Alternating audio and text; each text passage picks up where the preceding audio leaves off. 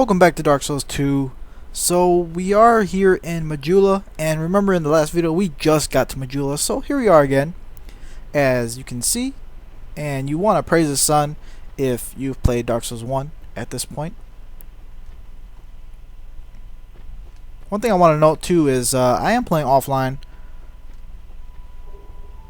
Divine Blessing. I am playing offline on this run through again, just for walkthrough purposes yet again. So you want to just jump down here and you can pick up the Morning Star and Cleric's Sacred Chime, which is pretty nice. And we've also got binoculars, and you can run over here and fall down there. Note, you cannot walk up here, so in order to get those items you have to jump from up there. And here we are at the next bonfire. This is the Far Fire, I believe. Far Fire Bonfire. Yep, the Far Fire. Alright, so then this episode we are going to be talking to a bunch of NPCs, but I am going to kind of skip through everything that they kind of say and stuff like that. We do have Emerald Herald here first, which is going to be your most important NPC here, but we're not going to talk to her just yet, because we're going to come back and we have to come back and talk to her anyways. We're going to talk to the Crestfallen Salden up here. So if you do keep talking to him,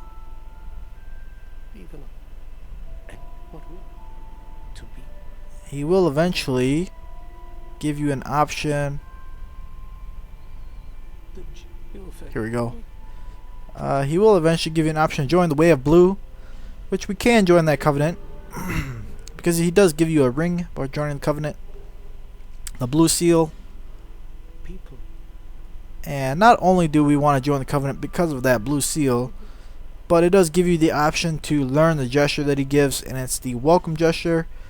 But this is basically Crestfallen Salden. And another thing I want to know about him is if you do die 100 times in your single player game, he will give you the Ring of Steel Protection, which you can check how many times you die at this pedestal thing here. 0 deaths worldwide, and it says worldwide because if I was playing online it would show the deaths of everybody that has ever died in the game and stuff like that. But I am playing offline, so offline does show only my deaths. But yeah, that's how you can keep track of how many deaths you need to get the Ring of Steel Protection from him. But I don't really recommend you die 100 times just to get that. And he does, if you do also want the Ring of Steel Protection, you can just kill him and he'll drop it for you.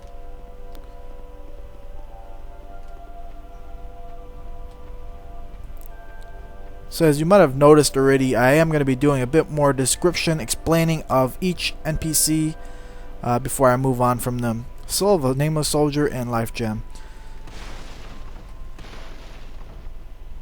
And we've got Blacksmith Lenagrast here, or Lenagrast.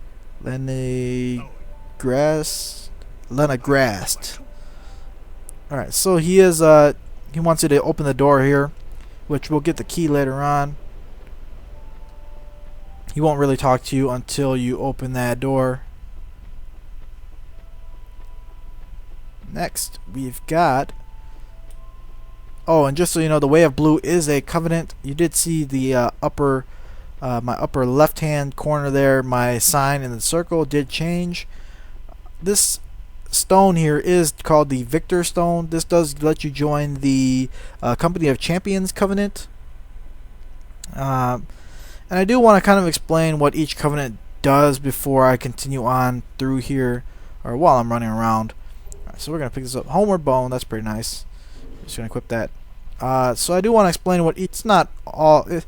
I would say it's quite difficult to get 25 or so like that too early on in the game. I haven't actually tested this covenant all too much myself, but yeah. At rank 3 you need 50 awe stones, and you get the Vanquisher's Seal, which that is like, it's basically the blue.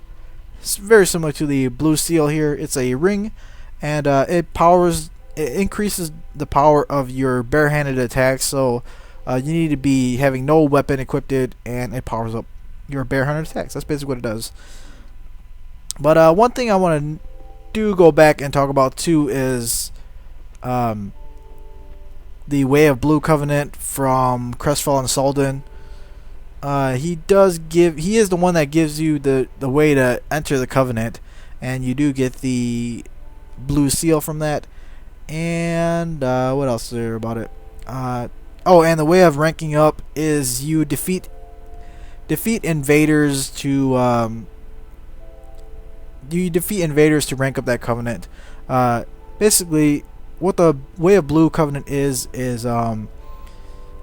basically, there's another covenant called the Blue Sentinels Covenant, which if you are in the Way of Blue and you're invaded, there should be a Blue Sentinel that is gonna come and help you, which is probably gonna be another player and stuff like that as well. So basically, the Way of Blue is supposed to be weak, I guess. If you do consider it that, they aren't the ones that do too much of the fighting, and the Blue Sentinels Covenant is the one that comes to protect the Way of Blue Covenant. If you are invaded by a Black Phantom, Red Phantom, something like that, and such like that. So that's how you rank up this Covenant. The Way of Blue, you defeat the invader to rank up. At rank 1, you need 1 kill. You do get the Bloodbite Ring. At rank 2, you get 5 kills. You do get the Hush Sorcery spell, which I believe that makes your movements quiet. And at rank 3, you get 10 kills. You get the Blue Tearstone Ring, which I believe that is the one that hires your defense when you have low HP. I don't remember which one it is, but feel free to search up those items at like the Dark Souls 2 wiki and stuff like that if you would like to learn more about the items. But yeah, that is the 2 covenants that we've actually been through. Sorry if I'm talking a lot. I kind of want to go through that before we continue on, even though I probably apologized like 4 times already, I think.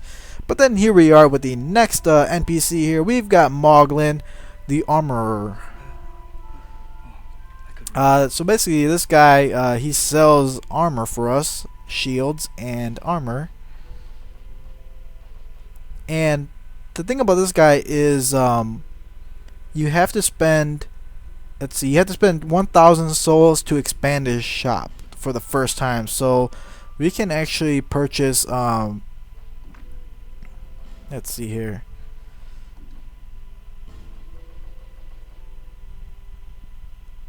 We can actually purchase something. Let's just purchase the Silver Eagle Kite Shield. So after you purchase that, he will, once you come back from later on, once you come back, he will upgrade his shop for you, and he will have more things in his shop and stuff like that.